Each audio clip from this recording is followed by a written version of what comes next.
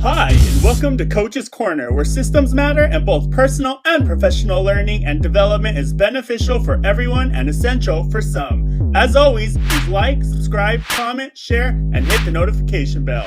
Let's get started. Hey everyone, today we're joined here with Coach Little Z23, or better known as, or well as known, Brett Zandis. Yes, sir.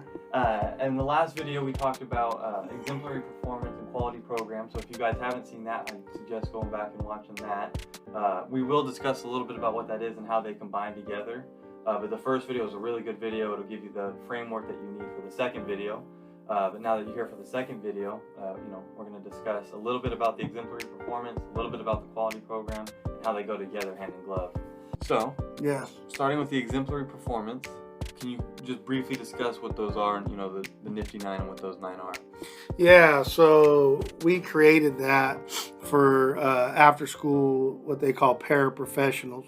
Mm-hmm. And, but it'll work for any, what we call youth champion, Okay. for the most part, right? Yeah. I mean, like the homework or the academic piece for a parent, maybe they're not teaching their kids that, but it'll really work for most youth champions, as we talked about.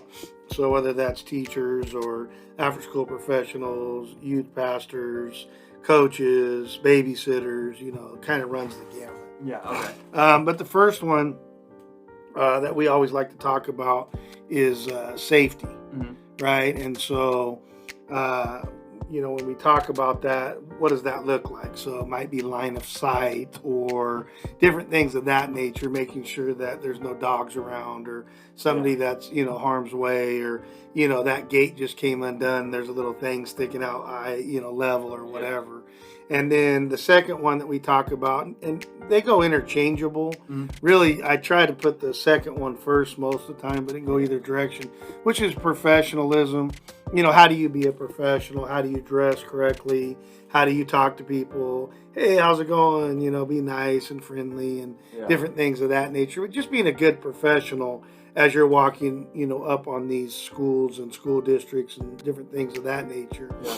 And then when you get with the kids, we call it the trilogy, which is inside the nifty 9. Mm-hmm. And so we talk about how are you going to manage the environment. Mm-hmm. And so what that would look like, let's say, it's easier to talk about it when you're outside, but it could be inside as well, to make sure, getting ready to play sports or something, there's no holes or again, dogs or things that can hurt the kids. It's maybe setting up the bases, just getting things ready, managing the environment.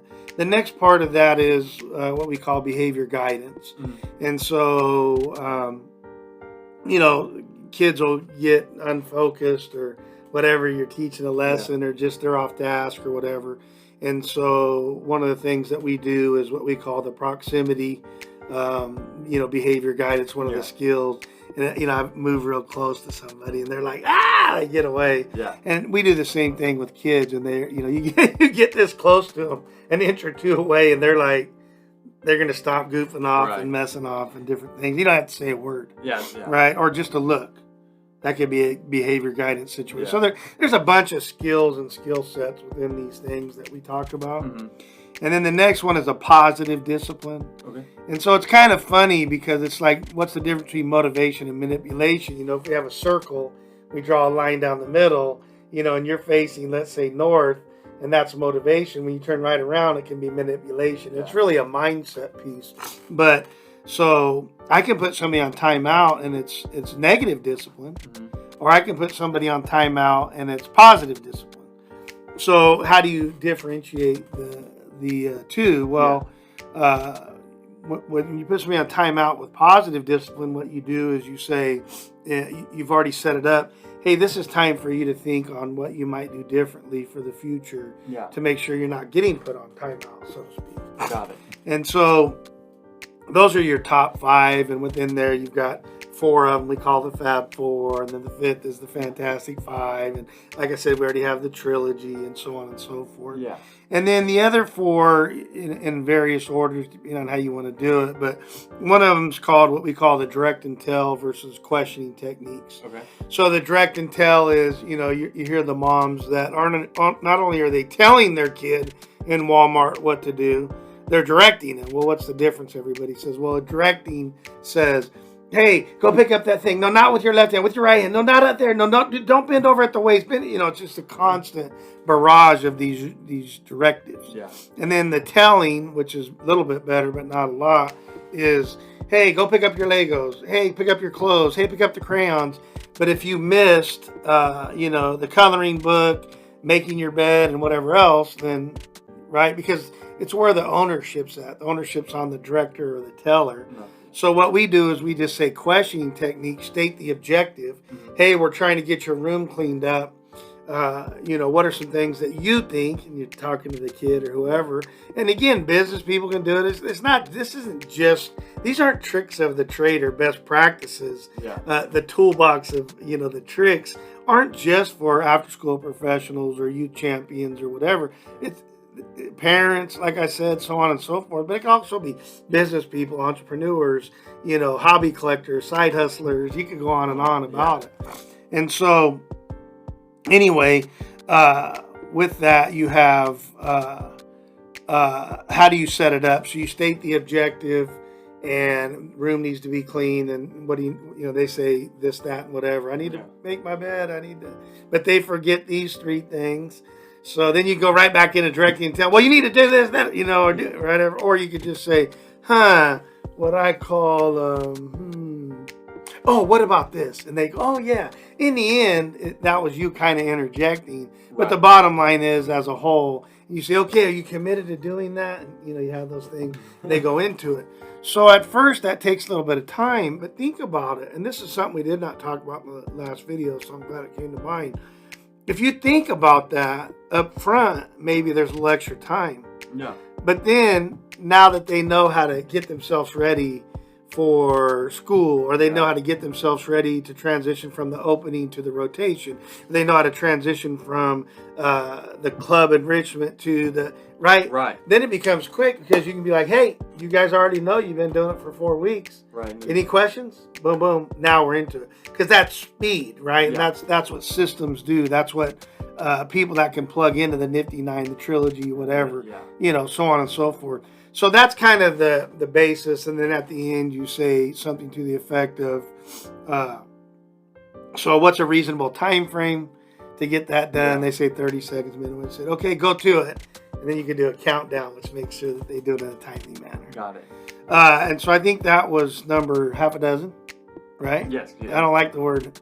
Yeah. As you know, I skip from 5 to 7. And so then number 7 could be transitions. Okay. And so, that's simply closing down one thing and opening up another. So again, let's just say you're at home, you're watching TV with your kid. Hey, we're getting ready to close down this activity because we're getting ready to go to the dinner table. Yeah. What are some things that, going back to the questioning techniques, what are some things that we need to do to get that situated? Well, I need to turn down the TV. I need to put the blankie back, whatever they're going to say. Yeah. And then sometimes within that setting, you would say, and what are the things you're going to need to do to get, over to the dinner table? Well, I need to, walk, not run, because that would be a safety thing. I need to, get my paper plate, or I need to get my food as I'm going, whatever it is. Yeah. And the same kind of thing. You go, okay, great. So you're committed to doing that? Yeah, time frames, whatever. So it's just closing down of one thing and making sure that you open up another. And there's various ways to do that. You could do it all at once. You can get this activity, stopped, get them to a transition spot, and then transition to the other one. Okay, hey, now we're in the hallway. What, that kind of stuff. Yeah. What would you do? Blah, blah. And then the next one is holistic instruction. It's how you teach. Okay. And so what we try to say is, how do you teach kids on the front end and make it impactful, make it stick, right? Yeah. And so we have holistic instruction. It's basically broken down in an opening, like a middle of the road type stuff, and then a closing. Yeah. And up here in the opening, you're going to ask them about prior knowledge. Okay. So when it talk about, tying your shoe. So what do you guys know about tying your shoe? You're going to get all kinds of, bunny ears and loop the hoop and boot the whoop, whatever they're going to tell you. Yeah. You can say, okay, great. So you state the objective of this is what we're going to do. Then you get their prior knowledge. Then you move into what I call the meat of it, or the content. Yeah. And so you're going to teach. Mm-hmm. You're going to teach. You're going to demonstrate. You're going to do all of that, right? In the teaching part of it, I call it part A. Yeah. And then in part B, you're going to, you know, after you've taught and demonstrated and explained all that, then you're going to let them go practice. Yeah. Okay, practice tying your shoe, whatever. And then you can do what I call the attention getter. So you get all their attention. Hey, and it's called a teachable moment.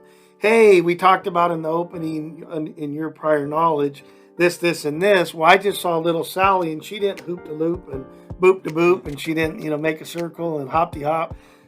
But she got the same thing that everybody else did. Is that a bad thing? Right.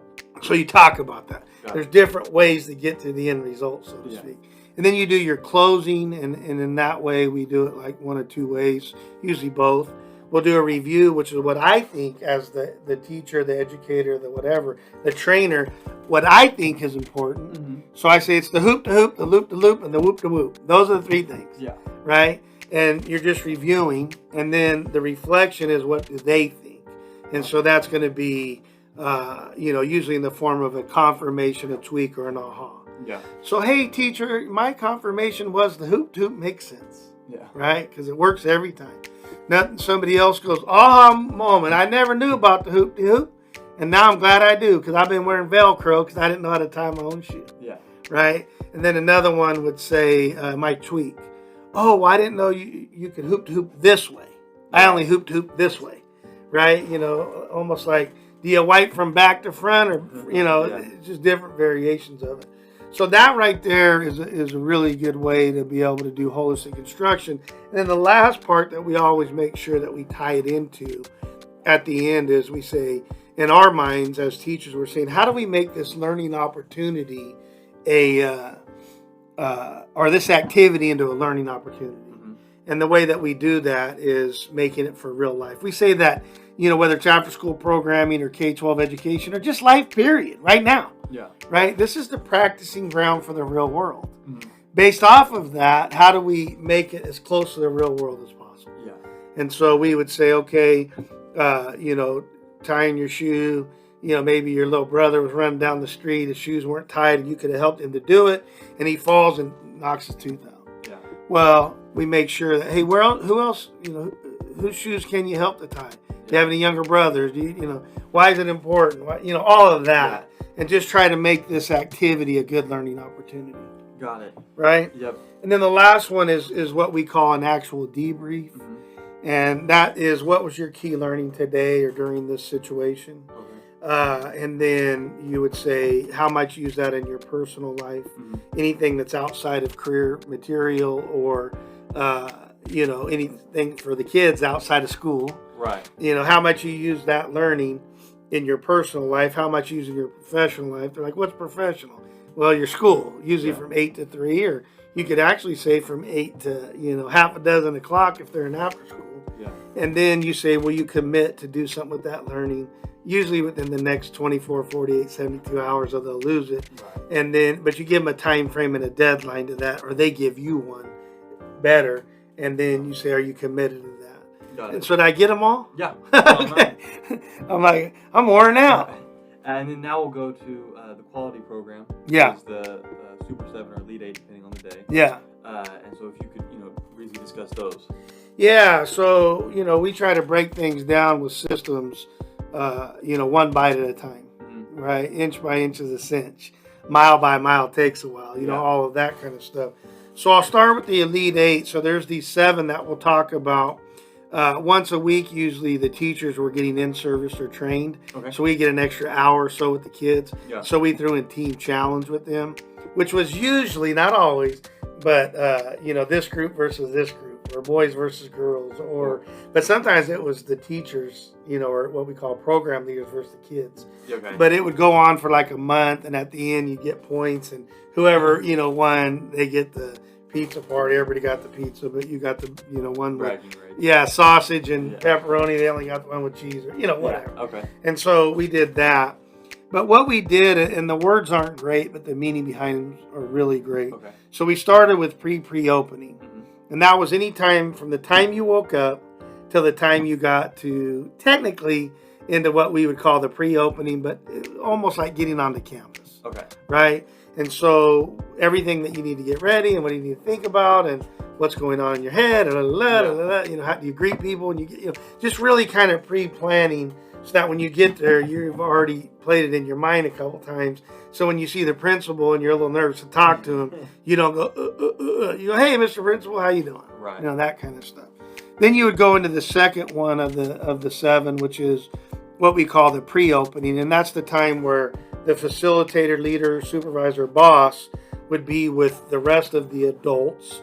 So when I was the program, when I was the site coordinator before I became the program manager, I was at a site and we had 16 adults, right? And so they would kind of get ready for the day, supplies or lesson planning a little bit, or maybe we'd do a training, or they would, you know, do it. We have our C4K. One of the things that we do is we have like 400 videos. We have courses and just, you know, one-offs and different things like that on how to beat anything. Yeah. Okay. Right. And so they could, you know, get trained or whatever. But then at the end, we would usually circle up and we would do like a check-in. How's everybody doing? Thumbs up, down, or whatever. If we had a little bit more time, how's everything going? It could be personal or professional. Yeah, you know, I'm a little tired because, you know, as you guys know, my mom has cancer, and we've been, you know, so it's really just a time to get to build team and to check in, and we do some icebreakers, or what are we doing for the day, or what's going on for the next week. Just kind of really get everything in tune with each other. Okay. And then we would go into opening, and that's where everybody and their mother could be a part of it. It was a communal opening. So we used to really try to knock this out of the park. We used to try to make this be one of the best things that we did, not because of show, but because the after-school paraprofessionals for a long time, you know, kind of baby was in the corner. Yeah. And, you know, they didn't know how hard these guys were working. They were working as hard as the teachers, or sometimes even more hard. Yeah. And it was kind of the same parallel things that they did. Yeah. And so, but they're paraprofessionals. They don't have a credential. Yeah. Right. And so, but we would do an opening, and we'd meet with the kids, and we, you know, they get a snack, and we do roll. We do a check-in with them. We would do some fun stuff. We would do announcements. Sometimes we'd have a little challenge, a little itty-bitty team challenge. You know, we'll call it the mini challenge. But we would just, you know, really get there. But that's where custodians could be, their secretaries. You know, even if they're just walking through and passing. Yeah. So that's why we wanted to, you know, get that thing bolstered up a little bit. Right. Absolutely. You know, you go to Disneyland, it's cool. But at night when they do that light show, it's bolstered up a little bit. So we really tried to, you know, get people to bolster that up. And then we went into one of 3 rotations. You know, they could happen in any placement, but there were always 3 rotations. One was homework / academic. Yeah. Usually we just did homework help there. Okay. And we would help the kids with their homework, and we would do it by, you know, groupings, or we would have the adult at one table, or, you know, just different things of that nature. We would cross tutor, we'd peer-to-peer tutor, we'd do all kinds of stuff, or teacher homework help. Probably not tutoring, but some of that too. Yeah. And some of it could be that, like if this kid needed extra help in English language arts, then we could send them off or do a pull out. Somebody could come within, or we could teach them some stuff. Just spending some extra time with them on an academic component, or if homework was, you know, more difficult for them than you know, the guy next to them. Yeah. Okay. And then the second rotation in elementary, we called it enrichment. And then the other one is what we call club.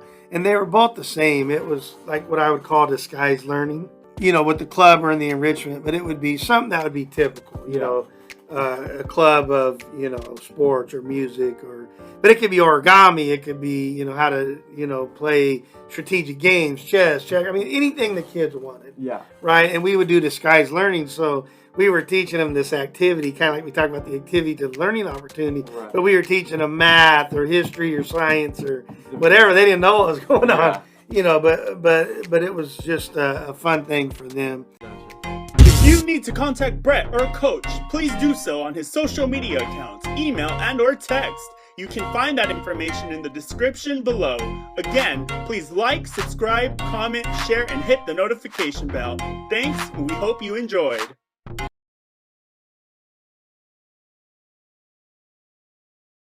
And he goes, I need to talk to you. I'm like, I'm looking under the table. I'm like, who's the ventriloquist throwing their voice, right? Right.